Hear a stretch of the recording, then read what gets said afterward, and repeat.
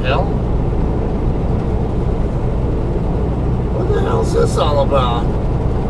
Amazon Prime facing the wrong way on the on-ramp? No, off-ramp? Oh, he's backing up. What the... the hell? What the hell jackass does that? How do you miss a wrong way sign and have the yellow line to the right of you? Good God, I can't believe I just saw that.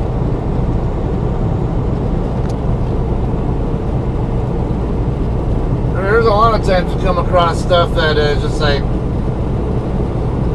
what are people thinking? About a week or so ago, when I was taking that Jacksonville, Florida load back over to California, stopped in Anthony, Texas, right on the New Mexico-Texas border for my 30-minute break and a shower and all that. And there was another truck nosed into a spot 6 spots over from me. All of the spots in between us were vacant.